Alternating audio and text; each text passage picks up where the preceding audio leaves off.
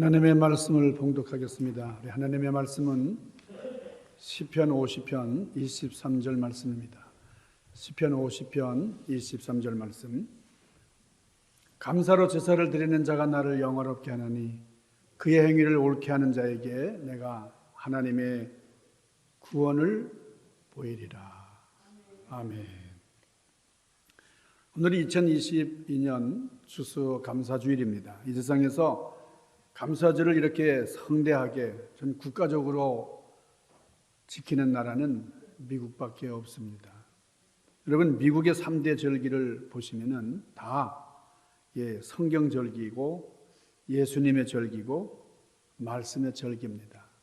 성탄절, 예수님의 나심을 축하하고 주님께서 이 땅에 오심을 축하하고, 그리고 그분이 죽어서 부활하신 부활절 성대하게 지킵니다. 그리고 땡스기빙, 이 감사절, 그러니까 부활절, 성탄절이 이 나라 최대의 경축일이 되었다 그러면은 이 나라는 누가 뭐라 그래도 좀 복받은 나라입니다. 이렇게 하나님의 말씀 안에서 또 주님의 절기를 지키기 위해서 많이 애쓰고 노력하는 그런 축복받은 나라입니다. 그래서 사람들이 만나면은 무슨 얘기를 합니까? 입을 열면 무슨 얘기를 합니까? 어떤 분은 입만 열면 바쁘다 바빠 그런 느낌이에요. 죽으면서도 아마 바쁘다고 할 것 같아요.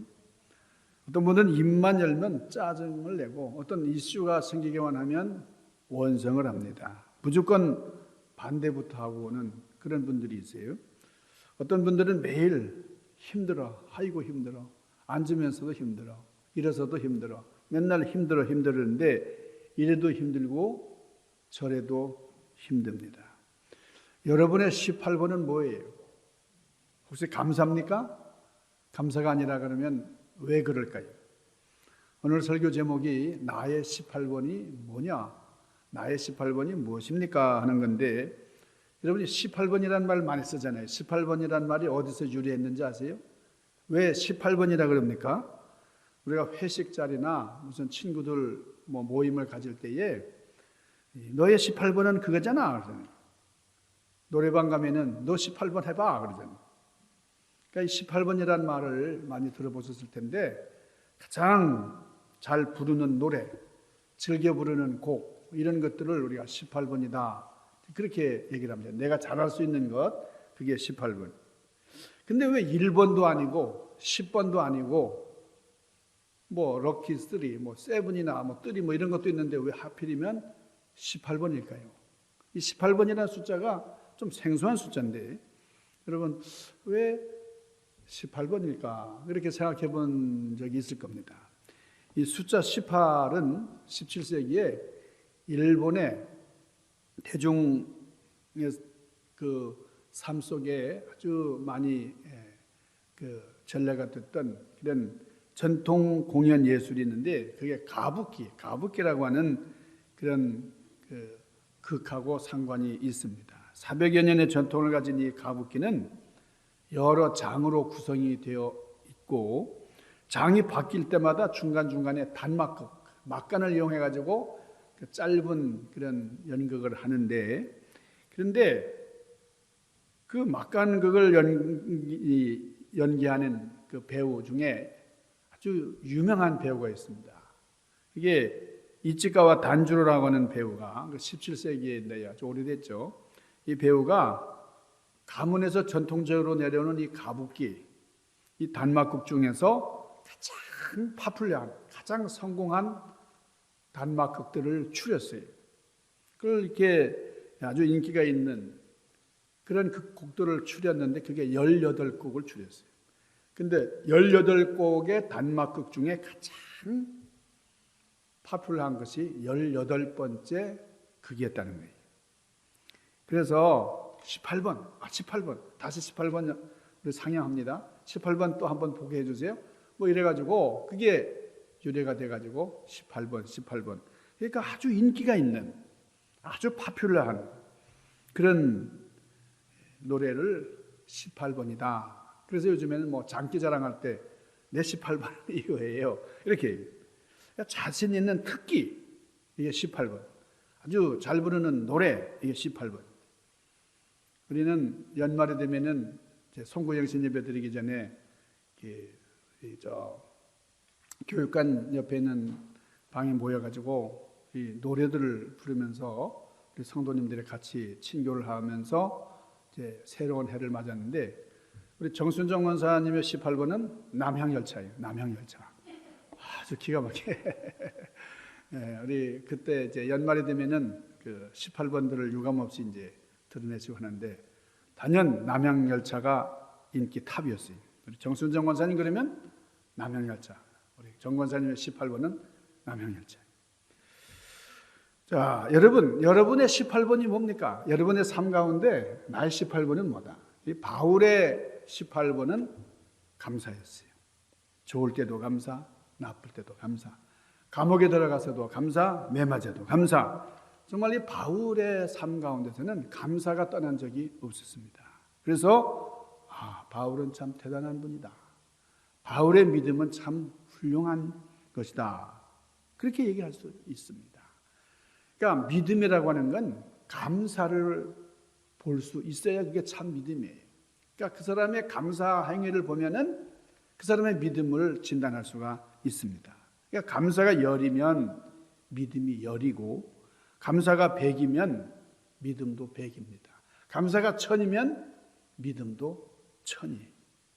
그러니까 믿음이 있느냐 없느냐를 가려내는 방법은 감사예요. 감사를 보는 거예요.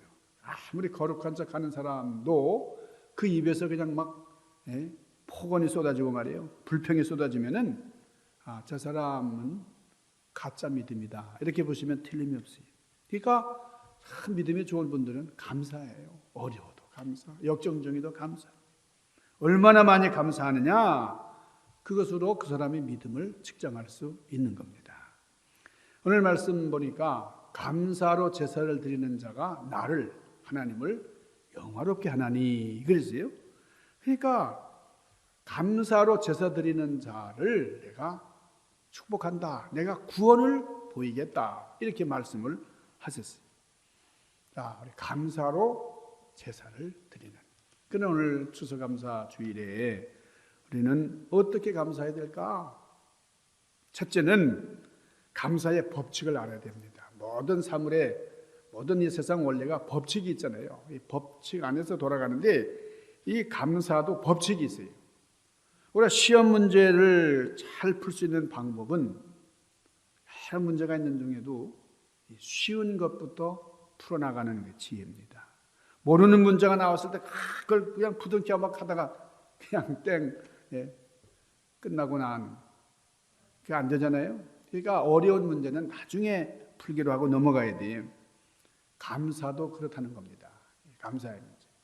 그러니까 감사할 수 있는 것부터, 우리 주변에 있는 그런 것부터 감사하고 보는 거예요. 그렇게 감사의 범위를 넓혀가는 거예요. 그러니까 이건 도무지 감사할 수가 없다, 이게 너무너무 심각하다, 이런 어려운 문제들은 일단 뒤로 넘기고 감사할 수 있는 것부터 찾아가지고 감사하는 거예요. 그러니까 어려운 것부터 먼저 붙들고 나면 이게 막히는 겁니다. 오늘날 하나님께 넘치는 감사 예배를 드리려고 하면은 우리가 이해하기 쉬운 것부터, 우리 할 수 있는 감사부터 먼저 하는, 그리고 나에게 주어진 그 축복을 헤아리는, 이것이 아주 지혜로운 믿음의 성도들의 자세예요. 아는 문제를 푼 다음에는 그때는 정말 심각한 문제, 어려운 문제를 가지고 씨름을 해야 됩니다. 어려운 문제도 열심히 생각하고 또 이렇게 생각하다 보면 풀리잖아요. 이건 도무지 감사할 수 없는데 이거는 도저히 안 돼요. 근데 우리가 잘 생각해 보면 감사할 수 있어요. 우리의 마음에 감사의 능력이 커져서 좀 이해하기 어려운 것, 도무지 용서할 수 없는 그런 것들도 곰곰이 생각해 보면서 이 하나님의 섭리로구나, 이것도 하나님의 은혜로구나, 그러면서 감사할 수 있습니다. 두 번째는 감사의 범위를 알아야 돼요. 감사의 어디까지 감사할 거냐? 어디까지 감사해야 됩니까? 감사의 범위는 범사예요. 범사. 이 범사라는 말은 어떤 경우든지 모든 일에 감사라는 거예요. 그러니까 만사가 감사하고 때마다 일마다 시간마다 감사하는 거예요. 좋은 일에는 누구든지 감사할 수 있어요. 뭐 좋은 일에 감사하는 것 뭐 누구는 못 하겠어요? 그러나 시련과 역경과 고통이 올 때도 감사해야 됩니다. 하나님의 뜻이 없는 고난은 없다는 거예요. 우리가 조금만 깊이 생각해 보면 내가 당하는 시련, 고난, 역경도 하나님의 은혜다. 이걸 깨달을 때가 있습니다. 우리 성숙한 신앙인은 감사하되 범사에 감사하는 사람이에요. 우리나라 애국가를 시작할 때에 뭐라고 합니까? 애국가를 부를 때 가장 먼저 나오는 게 하나님이에요. 동해물과 백두산이 마르고 닳도록 하나님이 보호하사 우리나라 만세. 여러분, 우리 강산이 마르고 닳을 때까지 하나님이 우리를 그렇게 보호하시고, 그래서 우리나라가 영원토록 만세 무궁토록 번영한다. 그런 이 온 국민이 부르는 국가에 하나님의 보호하심이 나와 있는 그런 나라가 별로 많지가 않은 것 같아요. 한국에 유교가 있고요, 불교 문화가 오래됐잖아요. 그리고 한국에 토속 종교들이 참 많은데 거기에 옥황상제도 있고 용왕님도 있고 부처님도 있고 그런데 하필이면 그 많은 그 유구한 역사를 자랑하는 그런 종교의 신앙의 대상이 아닌 우리 기독교의 하나님을 애국가에 집어넣어가지고 온 국민이 믿는 사람이든 안 믿는 사람이든 하나님의 보호하심을 찬양하는 그런 나라. 우리 한국이 복받지 않을 수가 없죠. 감사한 거는 이 애국가를 부르면서 안 믿는 사람까지도 다 하나님을 찬양한다는 거죠. 참 감사한 일이죠. 범사에 감사하는 우리가 되기를 바랍니다. 세 번째는 감사를 표현할 줄 알아야 돼요. 감사를 표현한다는 게 참 중요합니다.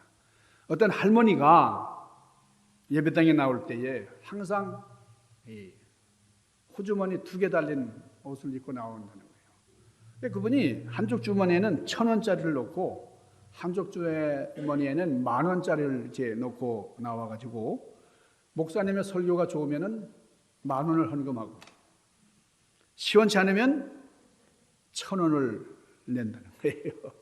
여러분들이 감사는 목사에게 하는 게 아니에요. 우리 하나님께 하는 겁니다. 설교가 좀 시원치 않아도 하나님께 감사할 수 있어야 되는 거예요. 설교가 언제나 은혜가 되고 언제나 참 큰 영감을 주는 그런 설교는 우리가 기대할 수가 없습니다. 우리의 몸을 드리는 심정으로, 마음을 드리는 심정으로 정성껏 주님께 감사해야 됩니다. 오늘 본문 말씀을 보시면 오늘 시편 50편 23절에 뭐라고 그랬어요? 감사로 제사를 드리는 자가 나를 영화롭게 하나니 그랬어요. 우리의 삶의 우리 목적이, 우리는 이 땅에 온 목적이 하나님의 영광입니다. 하나님을 영화롭게 하기 위해서 이 땅에 태어났어요. 우리의 존재 이유가 하나님을 영화롭게 하기 위한 건데, 그런데 어떻게 하나님을 영화롭게 할 수 있느냐? 감사로 제사를 드리는 자가 나를 영화롭게 한다. 분명히 이렇게 말씀하셨잖아요. 하나님을 영화롭게 하는 방법은 감사를 드리는 거예요. 우리 하나님께 진정으로 감사할 때 하나님은 영광을 받으십니다. 왜 감사하는 것이 하나님을 영화롭게 하는 게 됩니까? 감사는 하나님을 하나님 되게 하는 거기 때문에 그래요. 무슨 일만 해도 기뻐하는 교인들을 보면 안 믿는 사람들도 저 사람 정말 신앙인이다. 저 사람 정말 하나님을 믿는 사람이다. 어떻게 저렇게 기쁠까? 어떻게 저렇게 행복할까? 분명히 예수 믿으니까 저렇게 되는구나. 하나님을 영화롭게 하는 거예요. 하나님의 자녀들이. 우리 감사하는 삶은 하나님을 영화롭게 하는 겁니다. 자, 우리는 감사할 때에 작은 일에 감사할 수 있어야 돼요. 작은 일에. 먼저. 그러니까 큰 일 가지고 감사하려고만 하면 감사하기가 쉽지 않아요. 작은 일 가지고 감사해야 됩니다. 여러분, 큰 일에 감사하는 것은 누구나 하는 거예요. 근데 작은 일에 감사를 해야 진짜 감사라고 할 수가 있습니다. 사랑에 빠진 사람들은 지극히 작은 그런 문제를 가지고도 감사하는 거예요. 감격하는 거예요. 남들은 아무것도 아닌 것 같은데 그 사람들께는 뭐 그렇게 소중해요.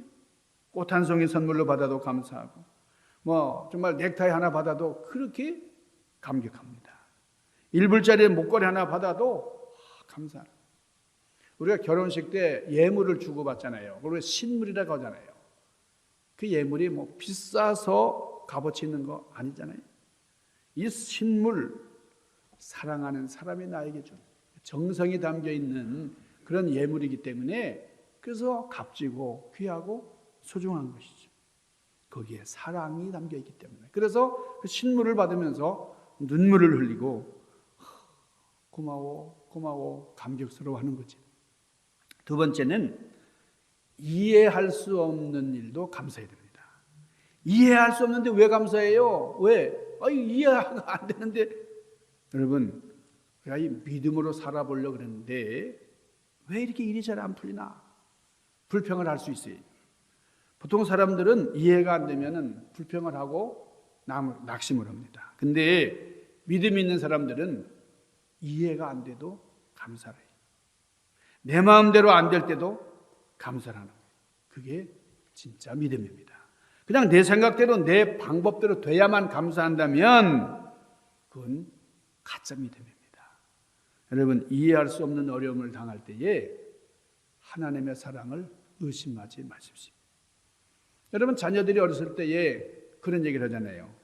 엄마가 회초리로 때리면 엄마 나 사랑하지 않나 봐. 엄마 나 미워하나 봐. 엄마 미워 정말 미워.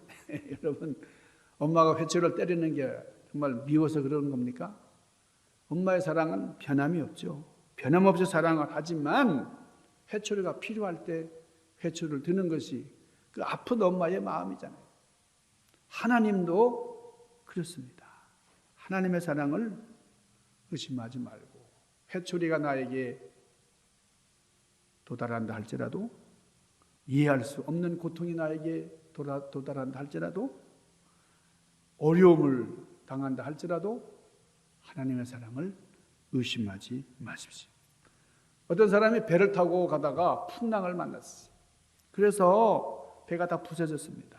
겨우겨우 목숨을 건져서 무인도에 도착을 했어요. 아무도 살지 않는 그 무인도에 혼자서 너무너무 고독하고 너무너무나 정말 적막한 그런 가운데 그러나 이분이 열심히 노력을 해가지고 오두막 한 채를 지었어요.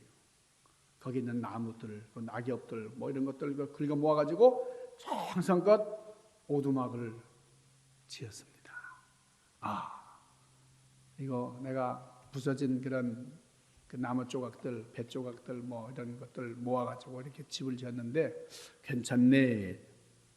그리고 하나님께 기도를 드렸어요. 하나님, 저를 구해 주시옵소서. 너무나 이렇게 버려져 있습니다. 하나님 도와주시옵소서. 혹시라도 지나가는 배가 있을까 하고 매일 이 사람이 하는 일은 수평선을 바라보는 거예요. 계속해서 구원의 손길을 기다립니다. 그런데 어느 날 배가 고파가지고 먹을 양식을 구하기 위해서 멀리 한 바퀴 섬을 돌고 오는데 그런데 자기 오두막이 그냥 불길에 휩싸여 있는 거예요. 화염에 쌓여 있는 걸 발견을 했어요.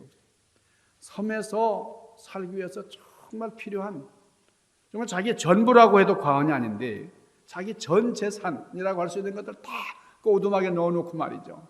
이제 비바람을 조금 피할 수 있는 걸 마련을 해놨는데 순식간에 연기가 돼가지고 사라지고 말았어요. 너무 낙심이 되니까요.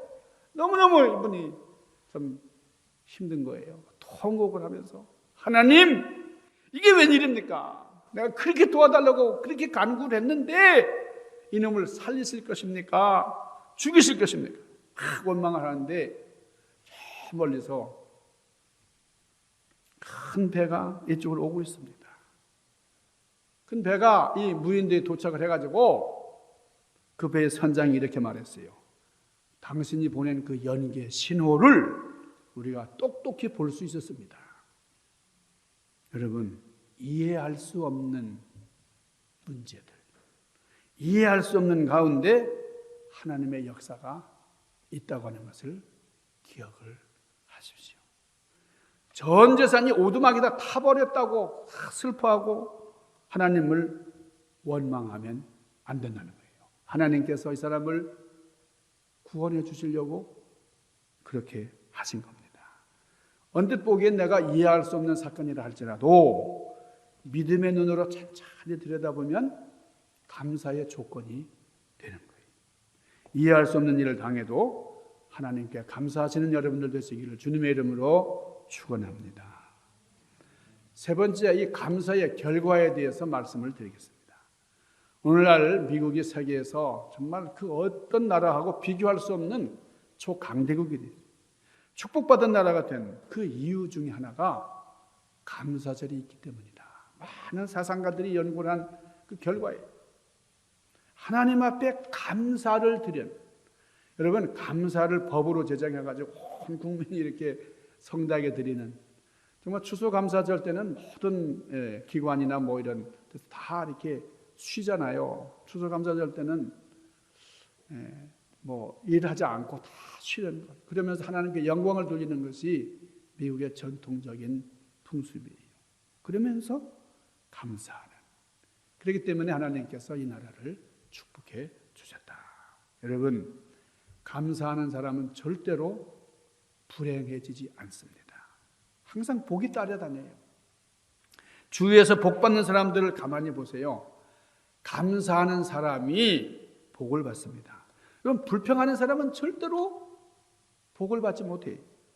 하나를 줘도 불평하고, 둘을 줘도 불평하고, 열을 줘도 불평을 하는데 이런 사람이 어떻게 행복해지겠어요?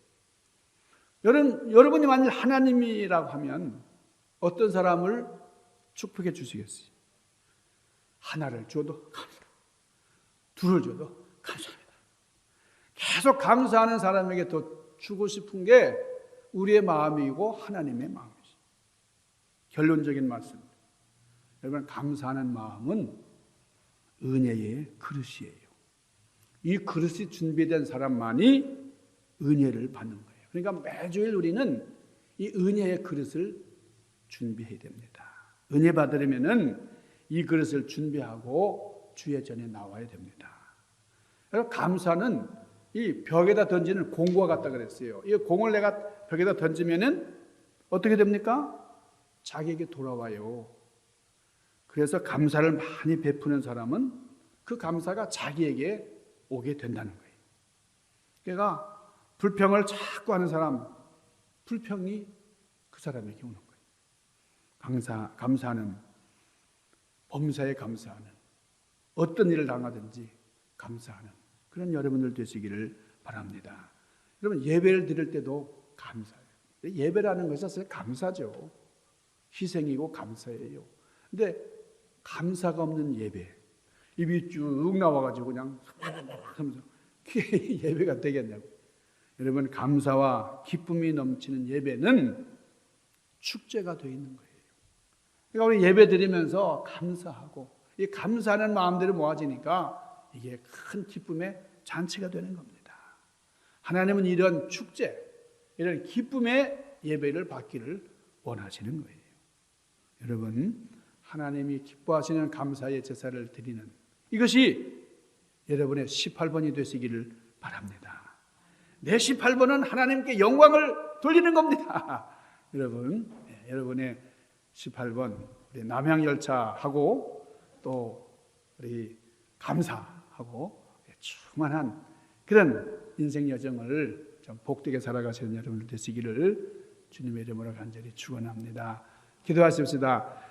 거룩하신 아버지, 오늘 참으로 의미가 있는 신앙의 자유를 찾아서 오로지 하나님을 잘 섬기기 위해서 경배하기 위한 그런 피신처로 이 대륙을 향했던 우리 청교도들의 그 옛날의 모습을 생각하면서 또 그들이 힘들고 어려운 항해 끝에 도래한, 그러나 어려움이 계속 연속적으로 이어졌지만 그러나 파종을 하고 잘 추수를 해서 하나님 앞에 맨 처음으로 열매를 들어올렸던 것처럼 우리가 힘들고 어려운 눈물의 삶을 영위한다 할지라도 하나님께 감사함으로 하나님의 신령한 은혜와 축복을 경험하는 저희들 되도록 인도하여 주시옵소서.